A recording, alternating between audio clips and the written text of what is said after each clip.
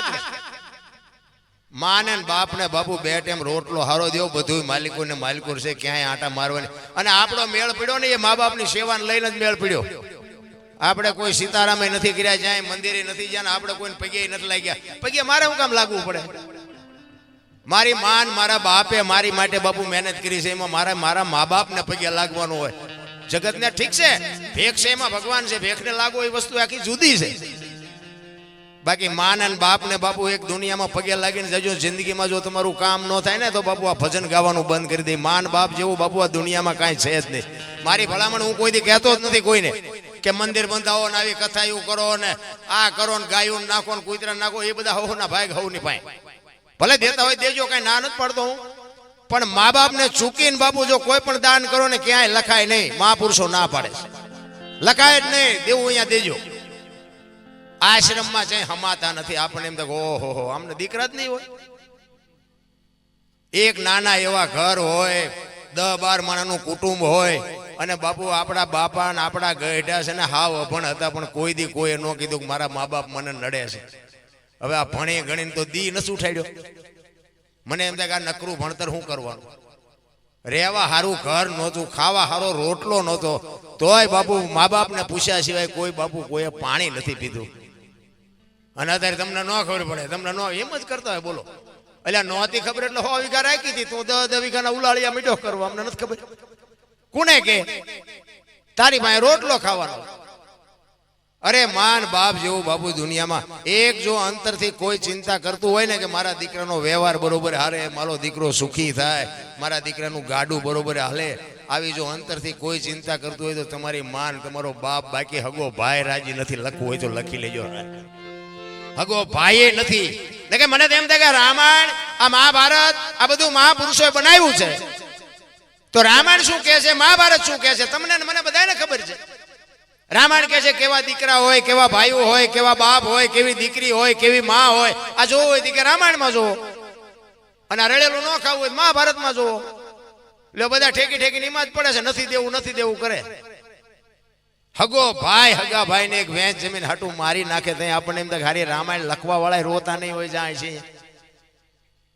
એટલે તો મહાપુરુષોને લખવું પડે કે ધરતી રાજા રામની કોઈની પૂરી કરી નહીં આશ આની માથે કાંઈક રાણા રમી ગયા ને કાંઈક વ્યાઈ ગયા નિરાશ જમીન અહીંયા પડી હોય એક જાય ઉપર ને એક જાય જેલમાં પછી ઓલો જેલમાં જોઈને ખબર કાઢવા જાવ એટલે શું કે ઓલું ફસાવી ગાનું રહ્યું જાય ભલે જાય પણ મને બારો કઢાવો તા વેચ જવા દીધી હોત તો તારે મોડું થઈ ગયું સમયની બલિહારી કોઈ એમ કહેતું કે હું બળવાન છું નહીં ખોટી વાત અમારો સમય હતો ને ત્યાં સુધી બાપુ એમાં નકરા ધોકા ફેરવા અને અત્યાર સુધી ફેરવતા હોત તો તમારી ભેગા ન હોત કાં વ્યાઈ ગયા હોત ઉપર ને કાં માલપા હોત તમારા ભેગા ન હોત સમય હારે વળતા આવડે એનું નામ જ માણા કહેવાય સમય આવે ને વળાંક મારી જાય કચ્છનો બારવટીયો જેસલ જાડેજો સતી તોરલને લઈને નીકળ્યા ને તેથી તોરલના હાથમાં એક તારો હતો ને જેસલના હાથમાં તલવાર હતી બે વાત કરે છે જેસલ કહે છે તમે આખી દુનિયાને શું ફરમાવો છો રાતે હુતા નથી હુવા દેતા નથી રાગડા તાણો છો મારી તલવાર કરે ઈ તમારો એકતારો ન કરી શકે તોરલ કહે છે દરબાર ભૂલો છો માર્ગે જડો ખોવાઈ જાઓ કોઈ નહીં ધણી થાય નહીં કે મારી તલવાર વધે તોરલ કહે છે મારો એકતારો વધે અને પછી જેસલ કહે છે તો એનું પ્રમાણ આપો એ કે સમય આવશે એનું પ્રમાણ અહીંયા તોરલે 2 ભજન ગાયા હોત તો આ જાડેજો પીર થઈ જાય એ તો એવા ઠેકાણે લઈ જવા પડે ને વાત કરતા વાલ લાગે દરિયાના કિનારે આવ્યા હોડીમાં બેઠા હોડી મંડી હાલવા મધ્ય દરિયે પૂગીને બાપુ પવને દિશા બદલાવીને ખોડા જેવડા જોડા મોભા મીડાનું ઉલળવા તેથી કચ્છનો કાળો નાગ મીડો ધ્રુજવા હો બાપુ ચારે બાજુ નજર કરી એમ તમારા અને મારા જેથી છેલ્લા શ્વાસ હોય તેથી દીકરા હશે ને વહુ હશે ને ભાઈઓ હશે છોડાવી કોઈ નહીં કે બાપુ એ તો એવા સમર્થ સદગુરુનો સથવારો હશે તો જ મોત સુધરવાનું બાકી રોતા નથી આવડવાનું લખી લેજો મારા રામ આ બળનો બુદ્ધિનો વિષય જ નથી મેં ઠેકડા ભર્યા એવા તમે કોઈએ નહીં ભર્યા હોય હારા ને ધોકાવ્યા અને નકરા ધોકાવ્યા એવું નથી હો આપણે મારે ધરીને ખાતો છે હા એ કે અહીંયા કોકને મારી તમને થોડા મૂકે પણ આપણે કોઈ દી સલામ કરી જ નથી સત્યના રાહ ઉપર બાપુ કોઈ દી કોઈને પગે લાગવું જ ન પડે કોઈ દી સલામ ખોટું કરો તો તમારે કગરવું પડે અમારે હકાબા બાપુ હમણાં જ કહેતા હતા એ કે આપણે સત્ય જ કહેવાનું અને એમાં જરા મીડિયાનો સમય આમાં આમને હા પડવા એના કરતા ભૂલું કાઢવા વાળા ચાચાય કે આવડો સુકેશ છે ને હવારમાં અમે પેલા માફી માંગી લઈ ભાઈ જે હોય 500 રૂપિયાના ભાવના ઘઉં લાવો ને એમાં કાકરા આવે ને 500 ના ભાવના જ હોય એને કાઢી નાખાય ભેગા દળાવાય નહીં ને દાંત પડી જાય સારું સારું જ ખાવાનું હોય એટલે આમાં એવું કંઈક આવે ને તો કાઢી નાખજો આ કોઈ કલાકાર બે એમાં કાંકરા જેવું લાગે કાઢી નાખો કોમેડી જો કે હું તો ના જ પાડું છું કે આપણે કાંઈ આ મને ખબર નહોતી ના વિડીયા બહાર પડ્યા મને આનો શોખ જ નથી તમને જે લાગતું હોય અને મારા વિડીયા તમે જોતા હોય તો એમાં હું કોઈ દી હું જિંદગીમાં બોલ્યો જ નથી કે આ કરજો ને ઓલું શું કહેવાય ફોલો કરજો ને પૂંછડું કરજો ને રૂકડું મને એમાં કંઈ ખબર જ નથી પડતી અને મારે કરાવાય નથી એ તો રામદેવજી બાપાને બાપુ સારું લાગતું હશે ને એ તમને કહે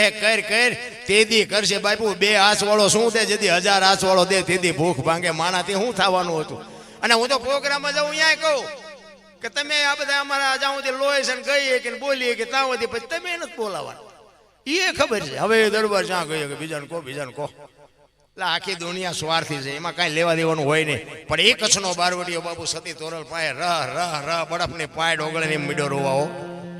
તોરલ હોડી હમણાં બુડી જાય ને આપણે મરી જાઓ અને ત્યારે તોરલ કહે છે કે જાડેજા તમે કહેતા હતા ને તલવાર મારી વધ્યા દરિયાને મડો કાપવા તેથી જાડેજા માથે શું વીતી છે તોરલ મોત આવી ઉઘરાણી કરશે મને ખબર નહોતી તોરલ મને આમાંથી બચાય તેથી બાપુ એક ભારતની આર્ય નારી એમ કહેતી હોય મજા કરો જાડેજા હું તમારી ભેળે છું હું કામ મૂંઝાવ છો અલગ જણી હમણાં હોડી ફુગાડી દે તમે મૂંઝાવમાં તમે રોવોમાં પણ આહુડા રોકાય